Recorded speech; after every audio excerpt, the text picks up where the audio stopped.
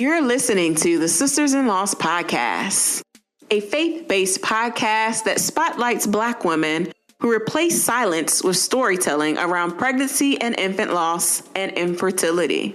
Black women experience miscarriage and stillbirth 4 to 5 times more likely than white women, according to the NIH and CDC. Whether you've experienced a miscarriage, infant loss, stillbirth, are trying to conceive, or have an infertility diagnosis, you will learn about resources and strategies to heal, gain clarity, peace, hope, and find an empowering path forward after loss.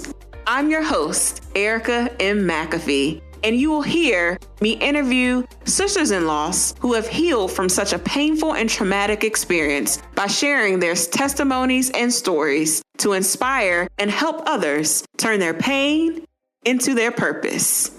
Now let's get started. So thank you so much, Anesha, for being on the podcast. Thank you for having me. I'm excited. Thank you. Yes, I would love for you to share with the listeners a little bit about yourself and what you do. Okay, well, I am from Saginaw, Michigan. I will be celebrating 12 years of marriage with my high school sweetheart next week on the 14th, so I'm excited about that. Together, we do have a 5-year-old rainbow baby. I am also the president and founder of the Keys of Hope Foundation, and our mission is to break the silence and promote the awareness of pregnancy loss and infertility in our region. And I started that after my experience of recurrent pregnancy loss. I've experienced 3 miscarriages and 2 life-threatening ectopic pregnancies. And a lot of that came after also getting a secondary infertility diagnosis. A little bit of my backstory there. Yeah. So take us back on that journey, your journey to motherhood, and share with us your loss story. Well, we lost our first baby in 2014. In February of 2014, I actually felt like something was wrong and something was different. And so I called the doctors and they admonished me to go into the ER. And I did that. I think at that time we were a little over 9 weeks. So I went in. One of the hard things or memories about that situation was I knew something was wrong, and the amount of blood that I was losing and the coloring of it was an indication for me. But unfortunately, the medical professionals just kept saying, oh no, everything's fine. You're good. Your baby's fine. It's nothing to worry about. And it was just like a team of people who just kept coming in, but they all just kept telling me that everything was fine. And I just didn't understand that, being that I saw something different and I just felt something different. You know, as a woman and as a mom, you just feel something different and you just know something's wrong. And so I stayed in the hospital all day, only for them to come back a couple hours later in the evening and say that unfortunately I was having a miscarriage, and they confirmed that. And it was just like my world had just dropped. I've never felt so devastated. And I think the other portion to that was the fact that they just kept telling me that everything was okay throughout that whole time that I was there, only to come back and tell me something different. And so I really took that hard. But the next day I went to church, and it was so crazy because me and God, we have this thing. And so just part of our relationship. And I went to the altar for prayer. And I went to Bible study that night, and I went for prayer. And actually, let me back up. When I first went in to church, it was a young lady there with a brand new baby, and everyone was over there talking to them. And I just was like, oh my, this is the worst thing ever, to be around someone else with a baby right now. But a couple hours, about an hour into the service, again, I went up for prayer. The Holy Spirit just told me to go over to the baby and to kiss the baby and to just greet her. And I was just like, God, what? You're asking me to do what? That is so unfair. Why do I need to do that? However, I was obedient, and I went and I spoke to the mom and congratulated her on her baby. The baby was a couple months old by then, but I asked her if I could hold the baby, and I just smelled the baby, kissed her on her little head and everything. And I was just like, okay, God, I did it, But that was just still hard for me because that was my first pregnancy that I lost, only to find out later that I was pregnant. And I was halfway through the first trimester. My levels were good. My nephew actually is the one who told me that I was pregnant. He actually laid on my stomach and was playing and talking and laughing at my stomach, and I just couldn't understand it. But he did that before with the first pregnancy. So I knew something was up this time too. So I told my husband, went in to the doctors, took a test and everything. And sure enough, everything was positive and I was doing very well. The levels were very high. And immediately after that, that's when the hormones kicked in and I was really sick for a while. But through that time, I was still grieving. It was a little hard to understand how I could still be grieving the first baby that I lost, knowing that I was pregnant with another baby. And then I began to ask God, if you can kind of just tell me, was it a boy? Was it a girl? I just kept asking these questions to him. And instead of him answering me, he actually gave me a dream of a little girl in a pink snowsuit laying on my bed. And this baby kept outgrowing her clothing and I kept changing her clothes along with my nephews who kept just changing her clothes because she kept growing and growing. And I kept asking in a dream, whose baby is this? And everyone was like, oh, that's your baby. And I was like, oh, okay. So when, again, we found out we were pregnant, I was excited about that. And then I had that dream. And right before we found out that when we were due, I just knew it was a girl because I felt like that was God having me to look forward to the future. And sure enough, the doctor confirmed that we were due December 22nd. And so even before finding out she was a girl, I just held on to that because you think about pink snowsuit, December, I'm due. So I just put it all together. I was like, okay, God, thank you for that promise. Thank you for that word to hold on to. So we went on to have a healthy, beautiful girl, December 23rd, came home Christmas Day with her. So she's our Christmas rainbow baby. And that was the best time for me. I was just really excited, really happy. I really fell in love with pregnancy process and enjoyed my pregnancy with her. And because of losing our first baby, we decided that we wanted to just take our time and enjoy her, enjoy breastfeeding, just, everything that I could enjoy about being a mother at that time, not knowing that after 2 years of enjoying her, when we finally decided to get started again, having a family, we're going to have some challenges. And so fast forward to 2017. Well, we got pregnant in 2016, but in January of 2017, I had another miscarriage. So this is my second miscarriage, but also at the same time, my aunt on my father's side passes away, his only surviving family member from his immediate family, his only sibling. I had to tuck my feelings and tuck what I was going through to show up for him and really to be there to support him at this time. And that was a little hard to do, but I just did it. I tucked my feelings. I did share with my mom. And of course, my husband knew, and maybe a few other family members, but not that many people. And the reason why I really didn't talk about it as much is because also I didn't know anybody else who experienced pregnancy loss, who had a miscarriage or anything besides my grandmother. But the crazy thing about that situation is right before I had my second miscarriage, my grandmother, who raised me, who helped raise me, who meant the world to me, laid out a solid foundation for my life. She passed away. So I didn't have her support. I didn't have her here. And I didn't know too much about her situation until after that as well. She also experienced a couple of pregnancy losses too. And so I didn't have any peer support. So it was kind of hard to actually navigate through those feelings and really work through that, not knowing if what I was feeling and experiencing was normal or not, or how I should feel, how each day should be, if I should be further along by now, because this loss was a little different than the first one. So of course, you really can't compare them, even though they're pregnancy losses. So I tucked it and I threw myself into work. And just work, and anything that I could to just distract myself from really having to deal with what happened. And so some time goes on. We become pregnant again in the summer of 2017. And so we're excited. I actually planned this cool scavenger hunt for my husband and my daughter around the house to let them know that I was pregnant. I mean, I really put a lot of thought into it. I have a video of it and it was just so cool. And we were really excited, but I I started not too long after finding out that I was pregnant. I started spotting. And so I was talking to the doctors and they were just saying, well, you had a C-section with your daughter. So it could just be some blood that has been trapped up in there.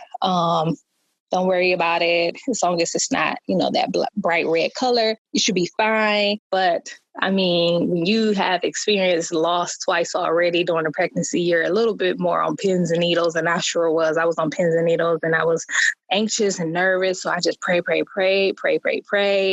Got in my word, quoted scriptures, learned the word. I fed myself the word day and night, scriptures and praying and worshiping. And I remember just one time just really being very nervous about everything. I went to praise and worship rehearsal and I had to lead worship that night unexpectedly. And so we began to sing a song and I just decided that I let that song just really permeate in my spirit. And so I gave the baby a nickname and I said, if you are a boy, your nickname is Judah. I'm going to name you Judah to remind me to praise God when it looks like, I'm overwhelmed or when I'm anxious. And if I see the blood again, just something to kind of get me through.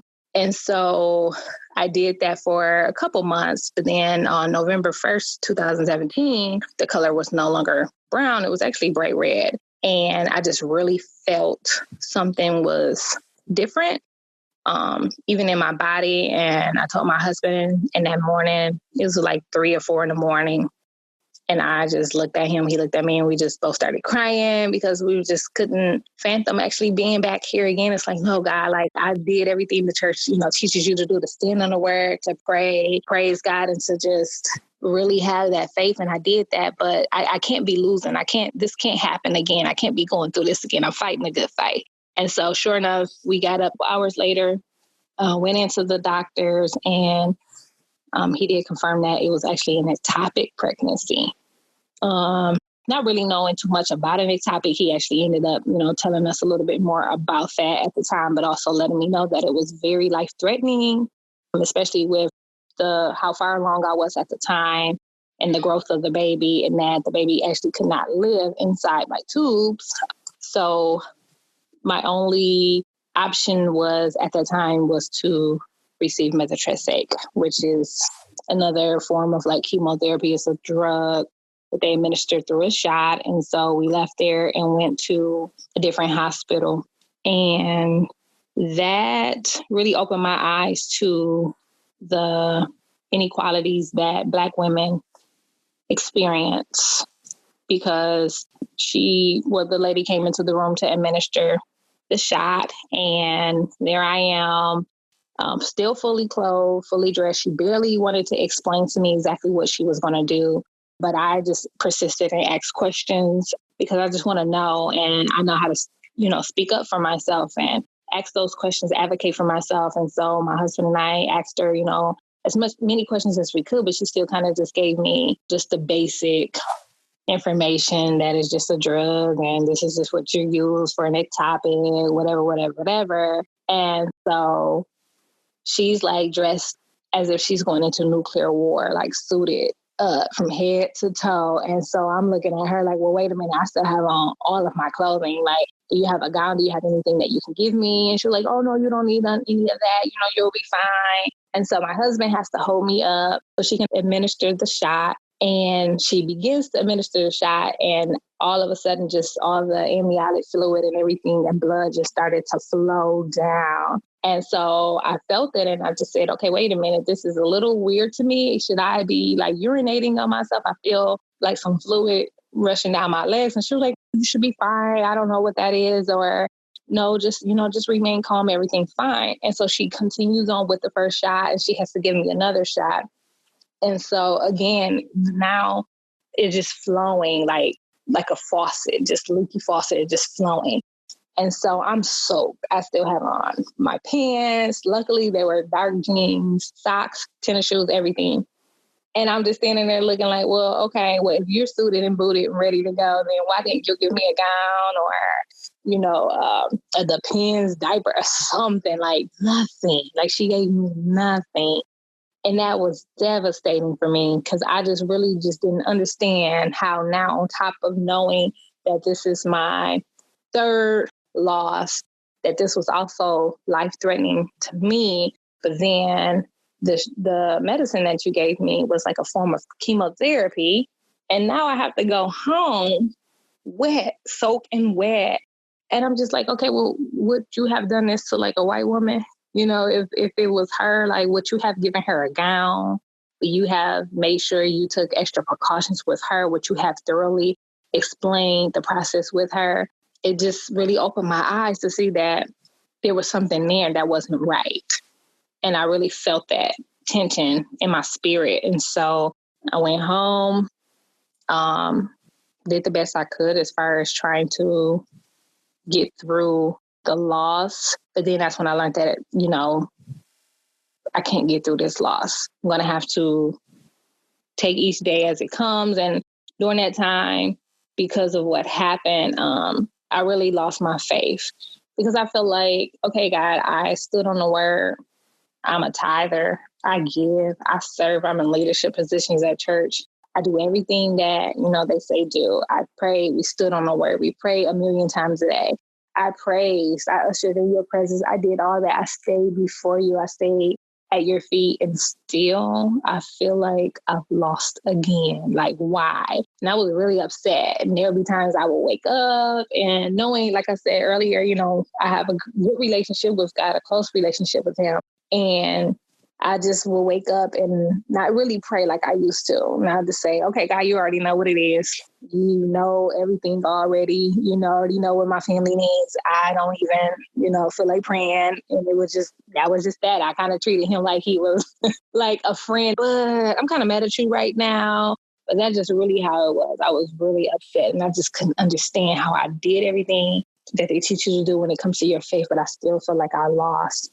And I just really became, I guess within my spirit, I felt like I just really became rebellious. And I just really didn't know how to get out of this funk or this cloud of just feeling angry. I was really angry and I was really upset. And everyone around me was becoming pregnant and having babies. And I was happy for them because a lot of them, I stood on the word with them and I prayed with them and I laid hands on them. But I couldn't attend baby showers only because I just didn't want to, you know, be a negative Nancy or a bitter Betty or whatever at their showers. This is their special day. But I also didn't want to put myself through that as well, knowing that this time I'm a little weaker in my spirit. I'm a little weaker in my emotions than I have been before. And I just don't want to, you know, put myself through that.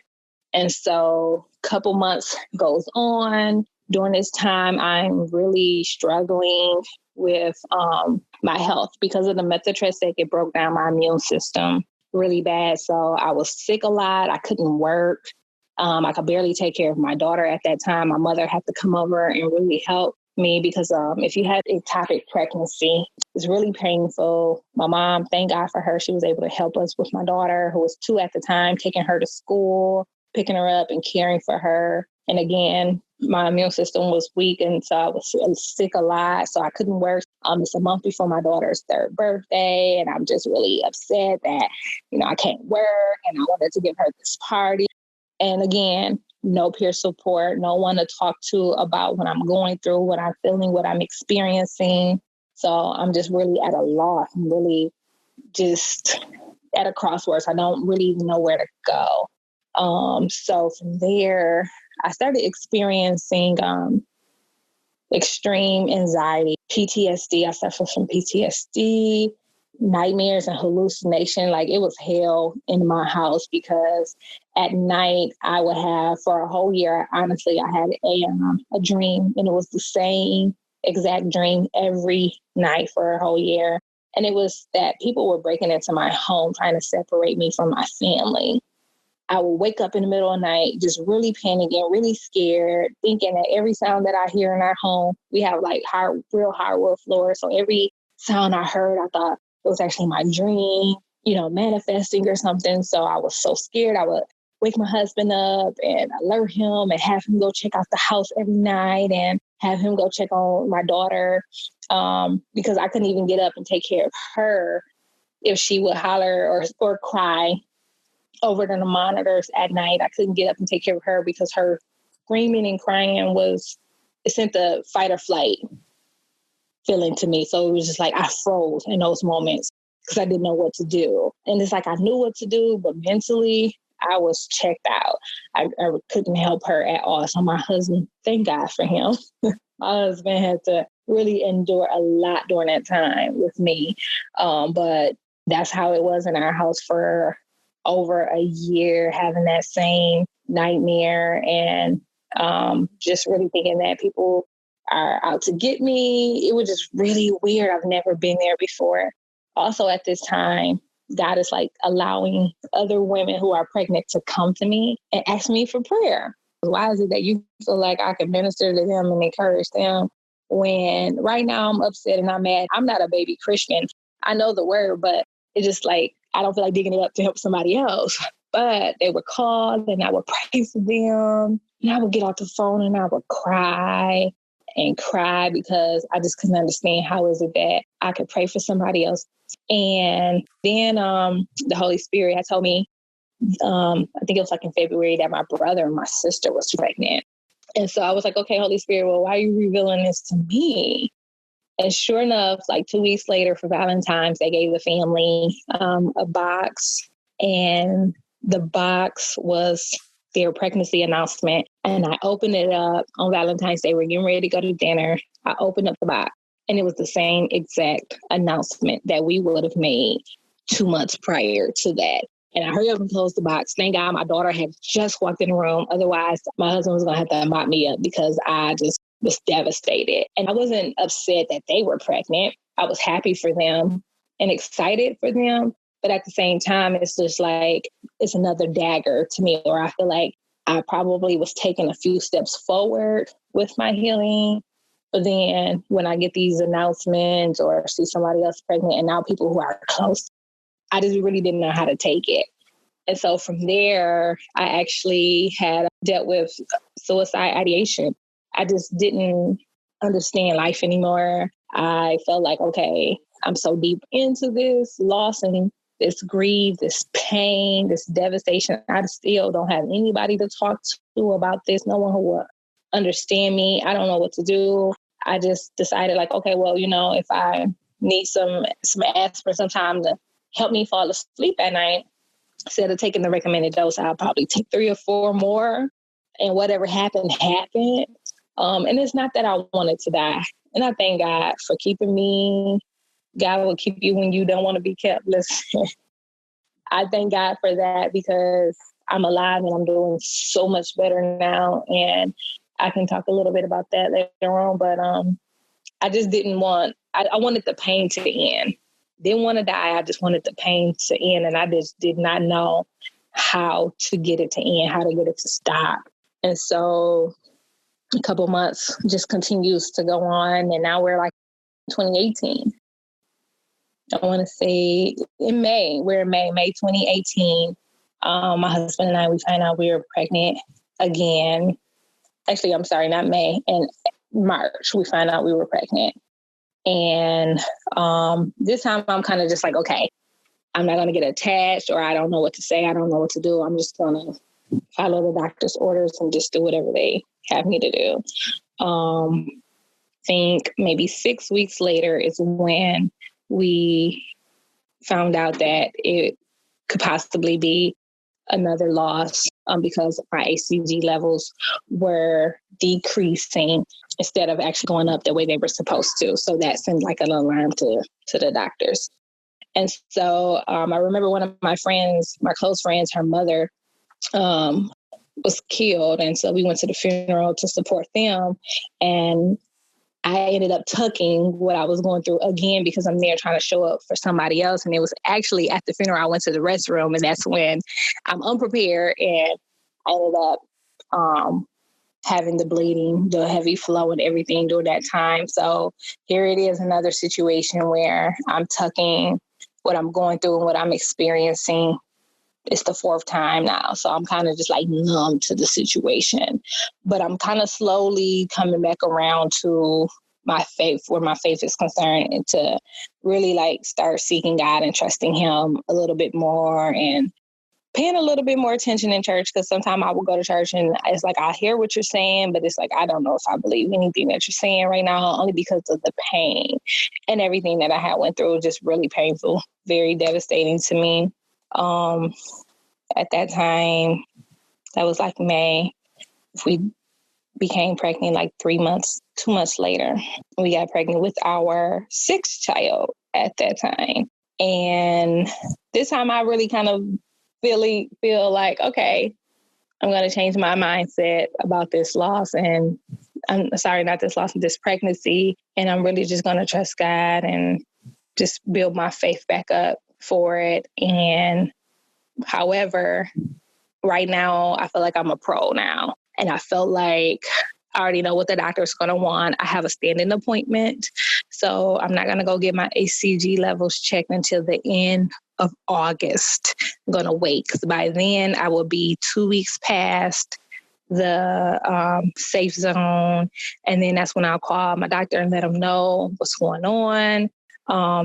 However, August 15th, which is the same date that my grandmother passed, 2 years to the date, I began to have the bleeding, and I just felt something in my spirit. And I'm just like, oh my God, like, this is crazy. This cannot be happening again. Like, what's going on? So at this time, instead of really focusing on the why me, God, or what's going on spiritually, or just, the blame game or anything, I really just started to take care of myself and just say, okay, I need to take it easy. I'm not going to tuck this. If this is, what's going on, I need to just face this thing head on and really take care of myself and think about myself first. And so I called the doctor and let them know what was going on. But then they told me to come in 2 weeks later. After suspecting that I had already lost the baby, they asked me to come in because my HCG levels were concerning. We went in, had an ultrasound done. I didn't understand why she wanted to do the ultrasound. The technician, my doctor, was actually at the hospital at the time, so I didn't see him. But she did an ultrasound on my stomach and couldn't find anything. And she asked if she can do a vaginal ultrasound. And so she did that, and she turned the monitors on, and we heard the strongest, most beautiful heartbeat I have ever heard. And I just lit up, because the baby Judah that we lost in 2017, the day that we found out it was an ectopic pregnancy, was the same appointment that we were going to hear the baby's heartbeat. So to me, that was just like music to my ears. Like, I just lit up, and I was so happy. And I was like, okay, oh my gosh, I don't know who you are, but you are a warrior. You are strong. Like, you're still there. Yes, praise the Lord. But then she's like, no. Started asking me, am I in pain? And I said, no, I wasn't experiencing any pain. I actually wasn't experiencing any bleeding or anything. But the way the baby was growing in my tube, they actually said that it was starting to erupt. And so I should be in excruciating pain. And I wasn't. I was not in any pain at all. And so she called the doctor. Doctor got on the phone with me, and he said, okay, Anesha, I need you to be here in surgery. Like, you have less than an hour to be in surgery to save your life, because your tube is erupting and this is not good. So I need you here, like, right now. Don't go anywhere else. I need you to rush over to the hospital here. And so I said, okay. It was crazy, because it's like the peace of God just really came over me. And a couple days earlier than that, I heard this song for the first time, and it's called Reckless Love.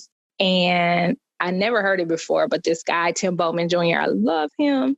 He's a gospel artist, and I heard him singing the song. And so I fell in love with it, and I had that song in my heart. And so it was like God gave me a song for that moment, for that season, for that experience. And I went to the hospital, and it was so crazy, because my husband and the doctor, they're sitting on the side of the bed, and they're talking about the procedure, what they're going to do. Another lady is asking me questions, putting me into the system, doing the administration work. Another lady is prepping me for surgery. Someone else is administering some pain meds. And then someone else is asking me to sign papers for a burial or to contact the funeral home. And so I'm in the room with like 8 people just trying to prepare me for what's to come. And I'm just laying there, and the lyrics to the song, Reckless Love, is just invading my spirit, and it's getting louder and louder and louder. And I'm just like, okay, God, like, I trust you in this moment. I don't understand, but I trust you in this moment. And I believe that this is you showing up in my life, and the reckless love of God. You have chased me down. You are fighting for me. And I just want to thank you for that. And I just didn't understand how I could have that much strength in that time, but I did. And so they wheeled me down, prepared me for surgery and everything. And I just began to speak to the baby and just say, you know, I'm your mom. This is how old I am. Your father, this is his name. We met in high school. This is how long we've been married. You have a sister. Her name is Sinai. And just begin to tell the baby who I am, that I love them. And thank you for coming to visit me. Thank you for being with me here on earth for this time. And I began to ask God to please take the baby's spirit before they actually went in, because I knew the baby was still alive. I heard the baby's heartbeat. So God, take this baby's spirit and give them to my grandmother in heaven to raise with my other 4 babies. And I just asked him to do that for me. And then they went and got my husband, because I just started crying like crazy, because I just couldn't believe, you know, what was going on. And so he prayed over me and calmed me down. Then the next thing I know, I woke up and the surgery was over. But when I woke up, I was tired. And it was a different kind of tired, not just the physical tired, but I was tired in my spirit. I was just tired. It was like I had a white flag, and I just said, God, I'm tired. God, I don't know what to do. I'm done. I don't have any more fight. I don't know what else to do. And then here comes this lady who was like, well, here's your discharge papers. Are you ready to go home? And I don't know what happened particularly, but I know I was just like, hey, listen, give me a moment. Like, let me get myself together. I don't know if you read the charts to see what happened and what all I've been through, but just give me a moment. And I had to really gather myself together. And fast forward maybe 2 weeks later, my nephew that the Lord had told me about earlier that year actually was born. He was actually due the same day, August 22nd, which is National Rainbow Baby Day. That's the day I lost my baby, Hope, that same day. But I was like, Lord, please don't let them have that baby today. You know, I just really need to not have this in our family right now. But my nephew was born like 2 weeks later. And somehow, some way, I got the strength to get up and get on my walker. I had a walker and a waist trainer and ice pack and everything. And I still went over there to visit my brother and his wife and the baby. And I just don't know where that strength had came from, but I know it was the Spirit of God. And I just really, really enjoyed that moment. But that just speaks to how at that time I just really gave myself to God and just really said, okay, you know what? I'm going to do this a little different. I'm not going to be rebellious like I was last time with the cussing and self-medicating. Also at the time when I was having the suicide ideation experiences, I was drinking heavily as far as just wine. I just wanted something to numb the pain, like bottles of wine, like on rotation. That was just that. That's all I could use to kind of help me in that situation. But this time I said, God, I'm going to throw myself at your feet and I'm going to seek you.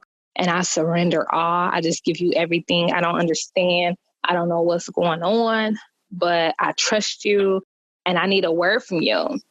And sure enough, while I was on recovering from bed rest, I got a hold to a woman's conference, and it was Sarah Jakes. It was her conference, her first Woman Evolve conference. And she began to just say that everything that you're going through and that you're experiencing is because of generational curses. And God has a purpose and a plan for you. And you're going to break down these generational curses. And it's because your mother couldn't do it. You don't want your daughter to fight it, but your grandmother struggled with it. And when she said that, I know that was the Spirit of God speaking to me, because that is exactly my story. My mother never experienced pregnancy loss. I don't want my daughter to have to fight this thing, but my grandmother did struggle with it. And unfortunately, she wasn't there to help me through it. But a lot of it started to make sense to me, and just saying, you know, you were pregnant with purpose. You're pregnant with one woman's curse, but another woman's breakthrough. And God is going to use you to break it off. Generational curses off your community and off women who are coming after you and generations after you. And I just thought it was so God that the whole, the objects that she was using was just talking about pregnancy, but it was more so about being pregnant in the spirit.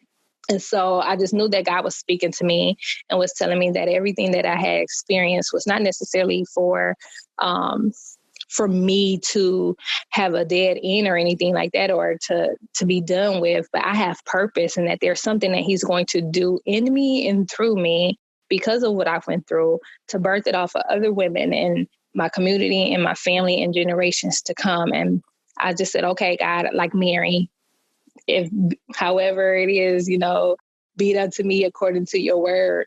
And maybe a couple months later, I went back to work, and I'm trying to, get back in the flow of things. Physically, I'm doing better. Physically, I'm doing better mentally. However, I began to start to see where I'm spiraling a little bit, because I think maybe I moved a little too fast.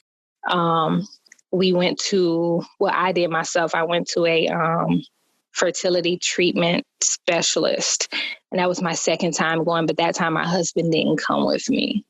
And that was kind of a hard appointment because the doctor was very brass with me. And here I am in this appointment talking about IVF treatments and to see if this was an option, and I wasn't covered. My husband wasn't there with me to protect me, and I was fighting back tears. And I think everything just all of a sudden started to catch up with me. And I'm looking at these scars from this laparoscopic surgery and thinking to myself, like, okay, how am I beautiful to my husband? Am I beautiful to my husband? Does he still love me? Does he still want me? Like, I got all these scars on my body. How could he care? I didn't want him to see me. I didn't want him to see my body. I didn't want to be connected to him or anything. It was just really weird. And I just also said, hey, I understand that if you want a divorce, I understand, because I feel like I failed you as a woman 5 times. I felt you as a wife. I felt myself as a woman. I just was really, really down on myself and really didn't understand, how to move forward. Even though I know I got a word from God, I still had, these emotions and things that I was dealing with. And so I didn't also know at that time that as I'm trying to talk to my husband about these things, he's kind of silent. He's not really saying much. I didn't realize that he now was actually suffering and grieving a lot as well. And so here we are together, 5 losses, no one to talk to, no peer support, no one to really reach out to really help us. So we don't know what to do. We're roommates at this point. We're co-parenting. We're living in the same house together at this point, but that's just that. And so I keep reaching out to him to love me according to my love language, but he's like not listening, or he's not really paying attention. He's just trying to get through the day and make sure that, the basic needs of the house and everything is met as a father or a husband would.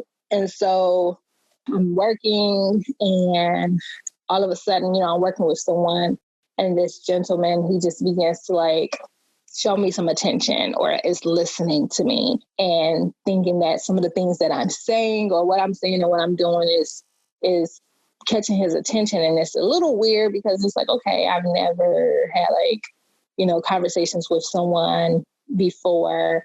And now that this person is actually taking to me or complimenting me, and the compliments kind of started making me blush a little bit. And I was like, okay, wait a minute, you need to check yourself, because this is so left field. No, this is wrong. And so, I began to say, hey, thank you for the compliments, whatever, but no, thank you. I'm married, and, we're not going to go there. And so for whatever reason, I came home and told my husband, was like, hey, this is what's going on. And he's just like, oh, okay. But he's not saying anything because, of course, he's like, you should know how to shut this down. You should be good.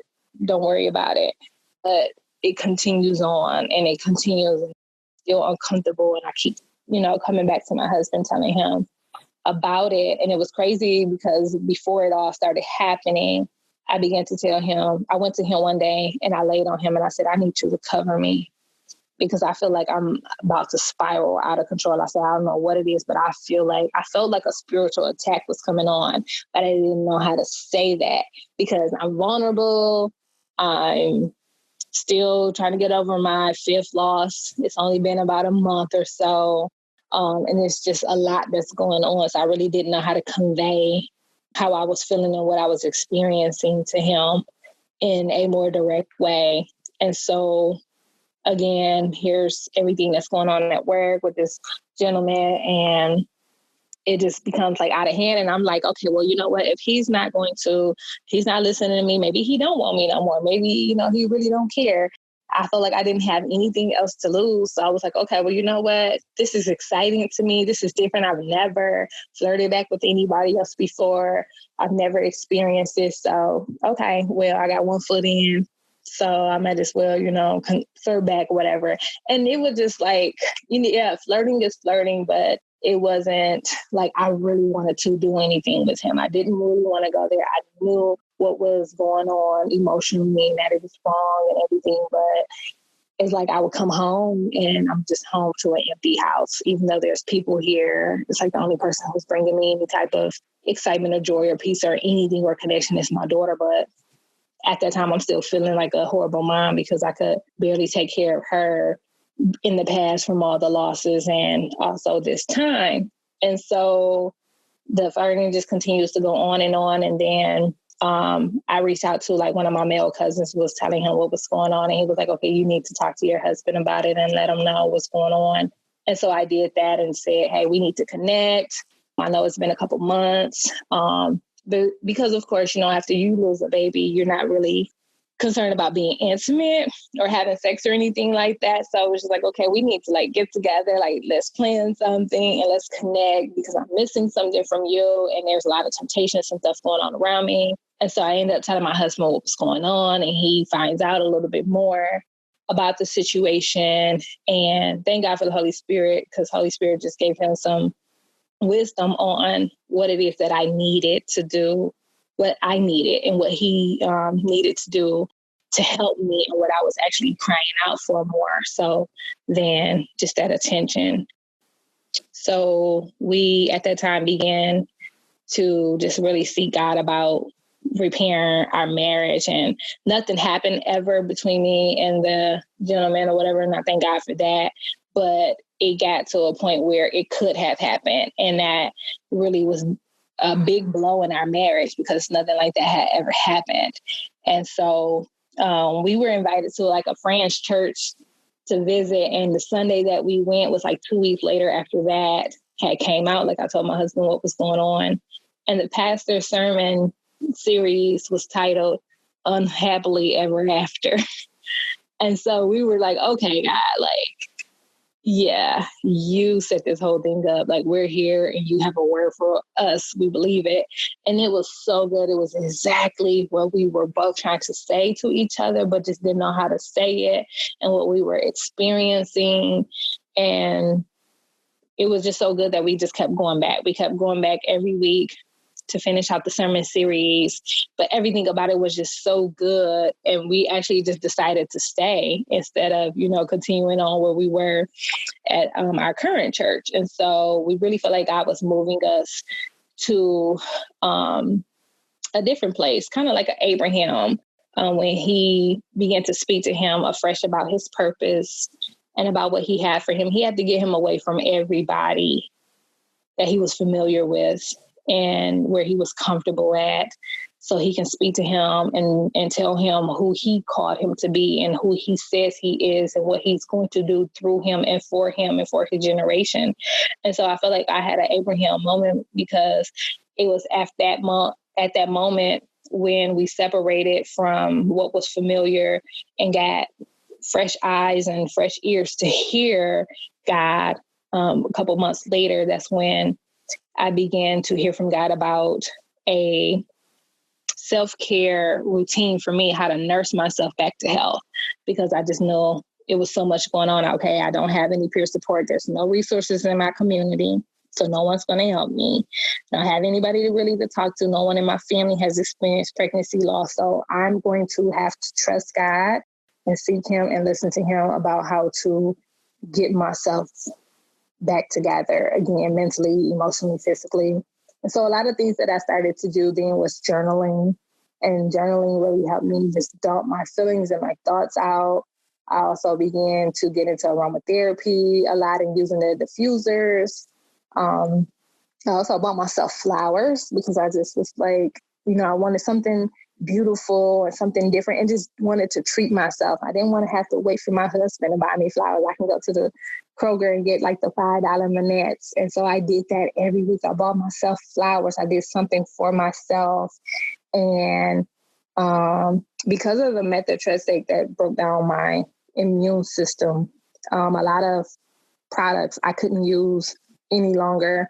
Everything that I use had to be natural, all natural products. And so I began to do a lot of research, and I got a lot of the products that were locally sourced here in town by someone that I knew. So I started using those products, and I would light candles, and just really change the atmosphere of my home with the aromatherapy, and with the lighting and things like that.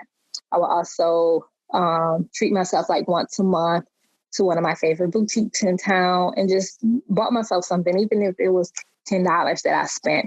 I just made myself do something for me.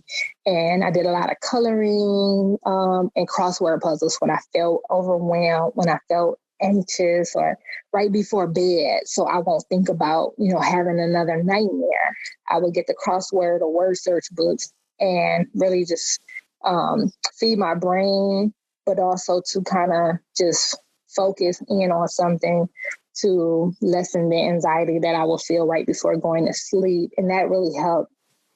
It helped a whole lot. And so as I'm putting together this routine for myself, God begins to speak to me more about having compassion for other women and families in our community. Because if I'm going through this and I don't have any resources, then how many other women in my community are also experiencing pregnancy loss, and maybe not too bad to the extent that I was, but at least on some level.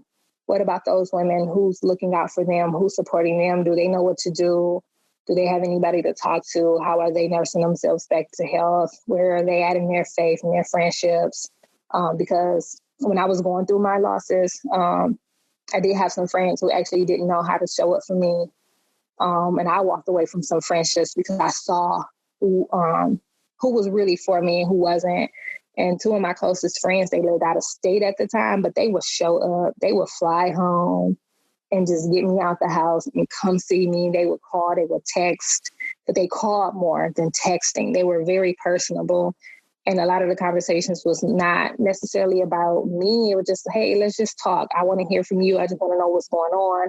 And I really appreciated that because they weren't married. They didn't have any children at the time, but they showed up for me versus the friends that I had here in town that I would see. They didn't really show up, for me or put in the effort. So I really appreciated that. So I began to just think about all of that.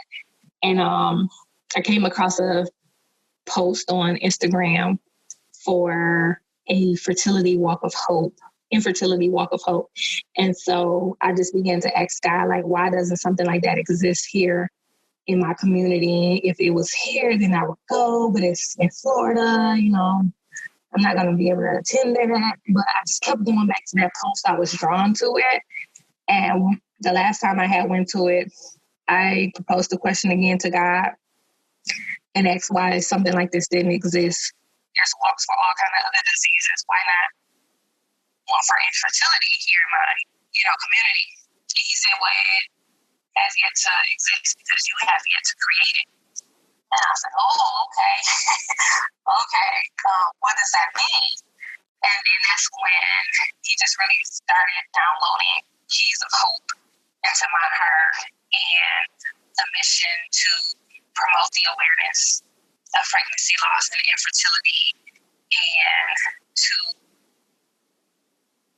begin to put together a support group. And I wrote that in my journal like maybe 2 years ago that I had wanted to start a support group, but I didn't know how to go about doing it. And so here it is again. It has come up, and God is just downloading the hope obsession in my heart and how to get things started as a 501c3 nonprofit organization and who to connect with. And he literally sent me like all my board members. He sent them to me. And April 2019 is when we launched. We actually launched April 24th. I think the week of the 17th is like National Infertility Awareness Week. And so God began to speak to me about launching it that week. And I just really didn't understand. I think it was something else going on in my spirit at that time. I was just trying to understand how significant that week was, that it was something more to it than just launching it National Infertility Awareness Week. And then I was going through some paperwork and I looked and saw that April 24th was my due date with our baby Hope that we had lost. And so I said, okay, I'm going to launch it April 24th, 2019. And I'm going to share my story. I'm going to be brave and launch this video and launch this website and just everything that I'm doing on the same day that I would have given birth to my baby.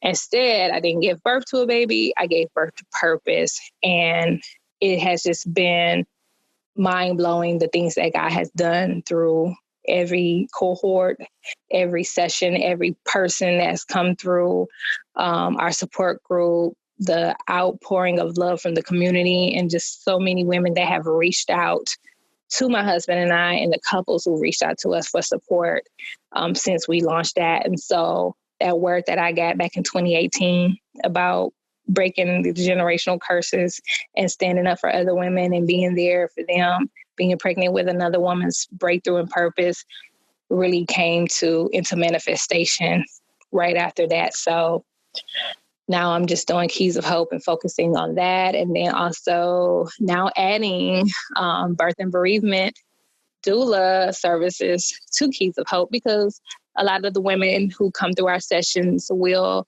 go on to have subsequent pregnancies, and how much more will they need support after losing a baby. I know exactly how they feel, the anxiety, the stress levels that could be there. And so being able to be a birth support doula for them will really be beneficial for them, especially after they've come through our support group and got the Keys of Hope to get themselves back to a place where they can believe God and trust God to have more children.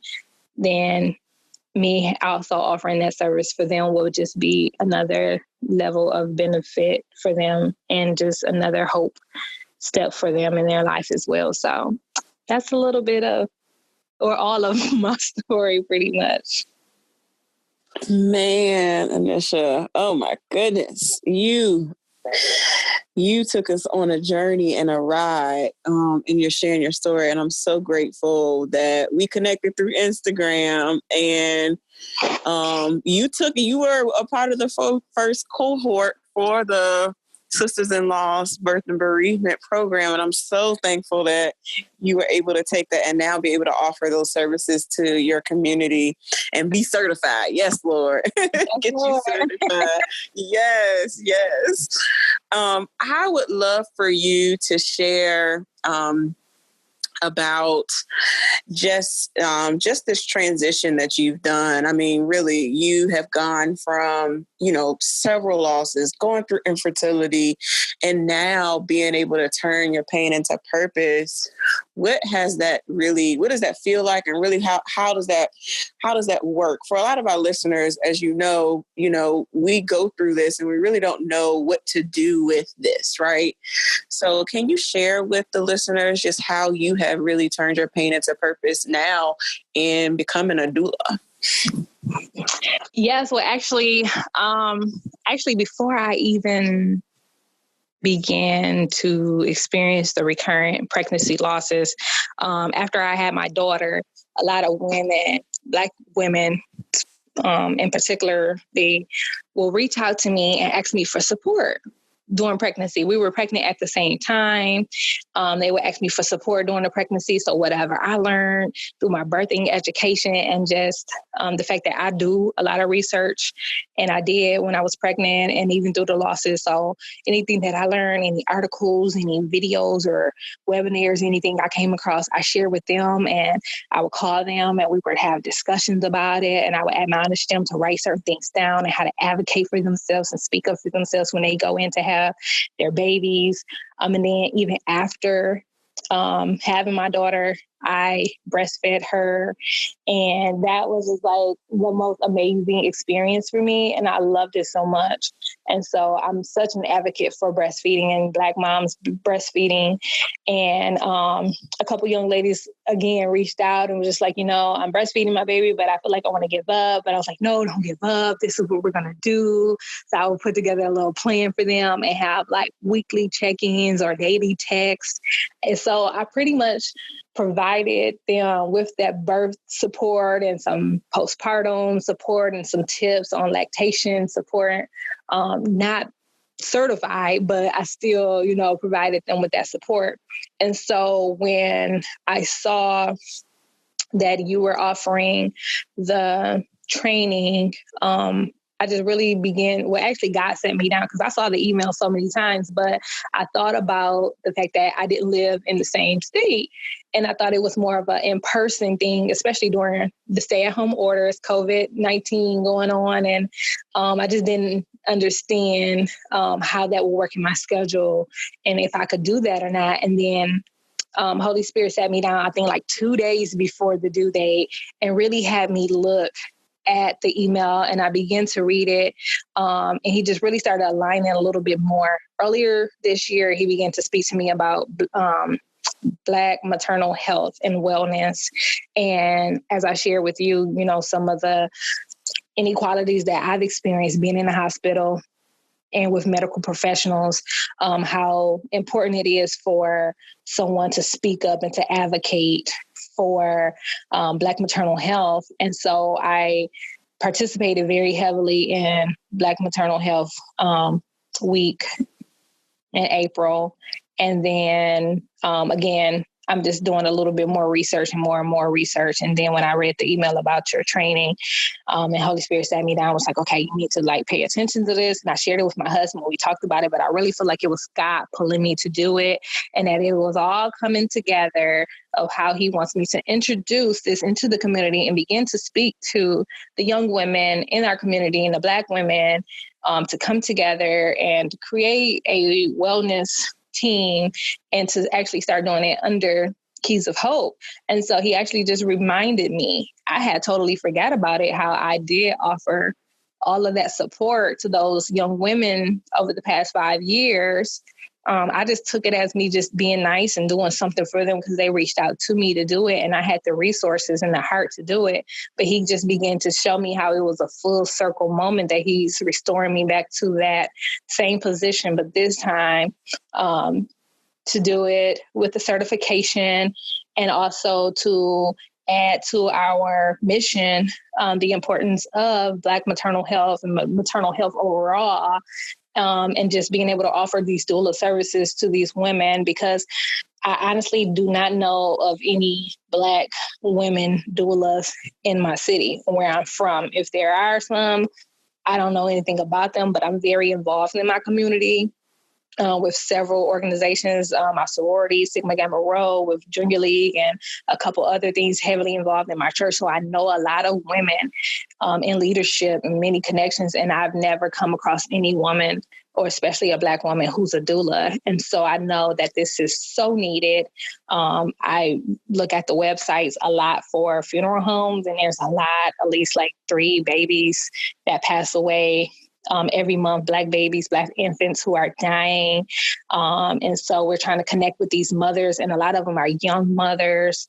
And so I just really have a heart to want to, connect with them and to educate them on self-advocacy, maternal wellness, the options that they have, and just wanting to be there to stand up and speak for them and just to educate them and support them. And so when they do become pregnant, I want to support them through their births and make sure that I can add to helping bridge the gap or bring about a solution so we won't have a lot of these maternity mortality rates.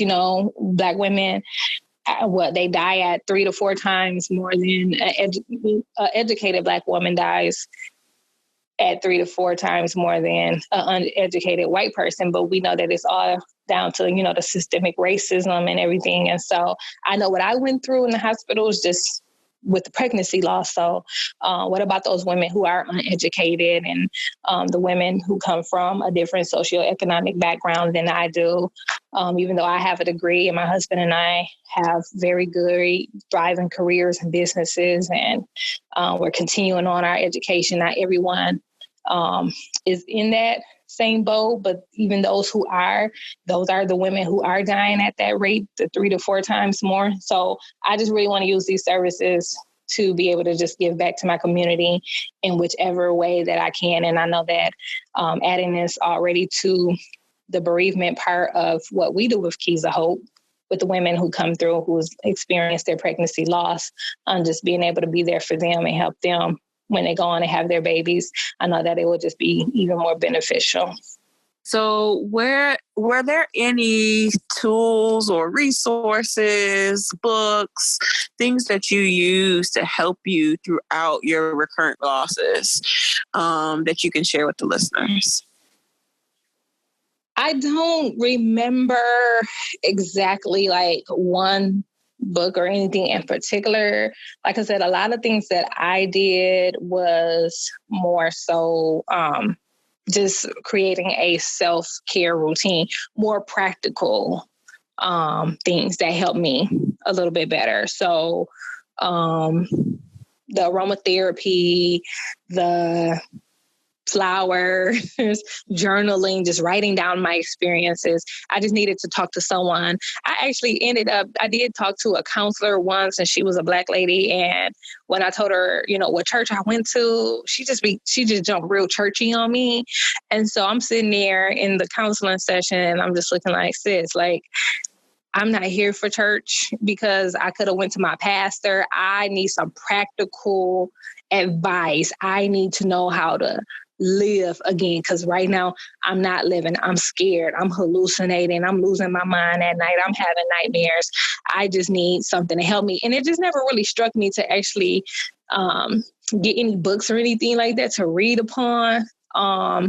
So I think a lot of the things I did were just like practical things to help me calm down, because the level of anxiety and the things that I was suffering from was more mental. And I just didn't have the mental capacity to really sit down and read something and try to comprehend. But I could actually get myself together to say, okay, I'm going to turn on my diffuser and blow the room up with a whole lot of lavender before bed tonight, and take a bath and put some essential oils in and use my natural products and get in the bed and dump my ideas and my thoughts, my feelings, just get it out and cry it out. That actually helped me a little bit better, more of the practical things. And it was only after maybe around last year is when I did start looking up articles and finding Instagram organizations on Instagram, such as yourself, Sisters in Loss, to actually begin to follow. And that really helped me. So a lot of your podcasts, and that helped me a little bit more. I really enjoy listening to the podcast more than just actually reading the tools. Other than that, the only other books that I had was just coloring books and crossword books. So everything I did was more so self-care, and I had to nurture my mind, get my mind back to a good place. Because sometimes I couldn't even make a decision about what my family was going to eat for dinner. It was just too overwhelming. So my husband had to really take over where that aspect was concerned. So I knew that that's what I needed to do. But I know there are a lot of different books and organizations such as yourself, and a couple other articles and things that are out there. I think they're on my website that I have them on there. I can't think of any particular. Other than that, and just food, I did change that. I did pick up, because of the secondary infertility diagnosis, Tia Mari Hardrick, I believe that's how you say her last name. Tia Mori Hardrick. She has a cookbook because she actually struggles with endometriosis. And so I did read a little bit more about her story, and I followed her and her cookbook and her recipes to help with the nutrition side of the infertility as well. And so those are just some of the things that I did. Awesome. So what encouraging words can you leave with our listeners? As you know, we are in the middle of a pandemic as we record this podcast, and we are living in a time of uncertainty where, you know, a lot of people's fertility treatments have been canceled. A lot of women are pregnant after losses, and they may be feeling some anxiety or some fear on top of the possibility of giving birth during a pandemic. So what encouraging words can you leave with our listeners during this time of uncertainty? I would just like to say that I know that these times are uncertain and they can be a little scary, especially with everything that's going on top of, even with the protest with honoring George Floyd and Ahmaud Marbury. It's a lot going on. I understand that right now, but just try to do what you can to keep yourself grounded. If that means not getting on social media and availing your spirit and yourself to a whole lot of different voices at this time, just try to hone in on what you need and what's important. I will say that Sisters in Loss and your podcast is very encouraging for those who may have experienced a pregnancy loss, is to come on and to listen to other women and their stories and find out how they survived and what they did to help themselves get through their pregnancy losses, to gain some type of support. Because right now, we're social distancing, and I know that's hard for a lot of people because we can't connect with people, but at least getting on a podcast, or if you are on social media, is finding those quality, encouraging organizations and sources that you can listen to. But you have to kind of just know what you can and what you cannot take. Journaling always helps me. I journal to this day. So just dumping out your feelings, writing those things down, especially during this time. Go back and just write in your journal about your journey from the beginning, what it was like being pregnant during COVID, what it was like delivering during this time. So you can actually go back to it some other time and just see how God did walk you through that season. I'll also say that during this time, to learn how to advocate for yourselves, how to speak up for yourselves. Even with the protest, this is going on now, and just letting us know it's time for our voices to be heard, especially as Black women, when we go into these medical professionals and different medical appointments that we have. Please, you have to know what you're talking about. Do some research. Don't just take what they're saying as face value. Demand your respect. Demand to be heard, and just learn how to speak up for yourself during this time. But other than that, just really relying on family and friends that you can rely on. It's okay to envision your birth, how birth should be, how you want it to be. It's your right. It's your human right, and it's, for justice for you to give birth the way that you want to. So it's okay to envision and plan that out and see how you want that to go, and to ask those questions if you're going to be giving birth during this time about what's expected, what you can expect of the support team. Can you bring in a doula? If you can't bring in a doula in person because of COVID-19, then make arrangements for your doula to be present via Zoom or video chat, and just try to prepare yourself for what that's going to be like giving birth, and then also afterwards. But other than that, I just want you to know that you are strong and that you can do it, and that God has already seen that you will be where you are right now at this season, in this moment, for such a time as this, and that he does have plans for you, and they are to prosper you. And I just want them to just continue to holding on to God and to prayer, and just those close family and friends so that they can glean on for support. Awesome. Thank you so much, Anesha. So where can we connect with you after this episode? Drop all your socials for us. All right. So my personal Instagram is Anesha Stanley, and my organization, Keys of Hope, on Instagram is Keys of Hope Foundation. We have a website, and that's keysofhopefoundation.com. There you can find out a little bit more about our in-person peer support group, our virtual support group that will be coming up. And we actually focus on, 6 different topics. We were talking about support and grief, understanding that model, friendships, family, faith, dreams and goals and visions, and self-care. So we have a lot of things coming up pretty soon that we will be able to offer virtually. We had to change the format to adapt to times and reaching out to people now. So you can find out a little bit more of that information there. And also on Facebook, it's just Keys of Hope. Thank you so much, Anesha, for sharing your story with us. It has been a pleasure, and I am excited for you to be certified as a doula. Hey, I'm excited too. I got a couple clients that I'm meeting with next week. So, hey, thank you. Hey, yes, awesome. Thank you for listening to today's episode. For show notes, go to sistersinloss.com. To stay connected with us and join the Sisters in Loss community and receive my weekly newsletter, please go to sistersinloss.com/newsletter. That is sistersinloss.com/newsletter. Please rate and review this episode, and I will talk to you next week.